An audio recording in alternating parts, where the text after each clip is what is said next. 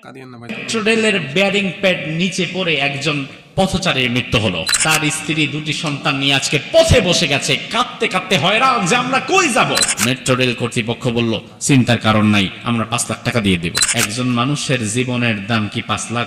ইসলামী শরিয়া ভালো এটা যদি না বুঝেন তাহলে আপনার জীবনের মূল্য সর্বোচ্চ কয় লাখ?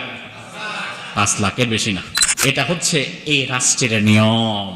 আর যদি ইসলামী শরিয়া থাকতো তাহলে ইসলামী শরিয়া বলে কতলে খতা, ভুলবশত হত্যা। যেহেতু এখানে ইচ্ছাকৃতভাবে কেউ হত্যা করে নাই, তবে হত্যা করা হয়েছে, ইসলামী পরিভাষায় এটাকে বলে কতলে খতা, ভুলবশত হত্যা।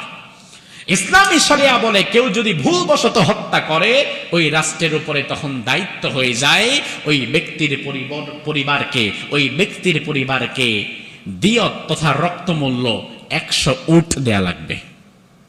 ওই 100 উটের বর্তমান বাজার মূল্য দাঁড়ায় 20 কোটি টাকা। এখন আপনি বলবেন হুজুর এত টাকা আমাদের একটা গরিব দেশ তাকে দেয়া লাগবে না, এটা রাষ্ট্রীয় কোষাগার দিবে না, বরং এই টাকা দিবে এই মেট্রো রেল কর্তৃপক্ষের মধ্যে এই নিম্নমানের বেয়ারিং প্যাড সরবরাহকারী যে প্রতিষ্ঠান, যারা গভর্নমেন্ট থেকে বাজেট নিয়েছে ঠিকই কিন্তু প্যাড দিয়েছে নিম্নমানের, ওই নিম্নমানের প্যাড সরবরাহকারী প্রতিষ্ঠানকে জরিমানা দেওয়া লাগবে। এবং যে সকল সচিবেরা, যে সকল সরকারি কর্মকর্তারা ঘুষ খেয়ে টাকা খেয়ে নিম্নমানের প্যাড দিয়ে চালিয়ে দিয়েছে, ওই কর্মকর্তা আমলা কামলার গোষ্ঠীগুলার প্যাটের ভিতরে পাড়া দিয়ে টাকা আদায় করে দিতে হবে। তাইলে মেট্রো রেল নির্মাণের সময় হয়তো এই আমলা কামলারা খাইছে 10 কোটি এই বেয়ারিং প্যাড থেকে, এখন দেওয়া লাগবে 20 কোটি।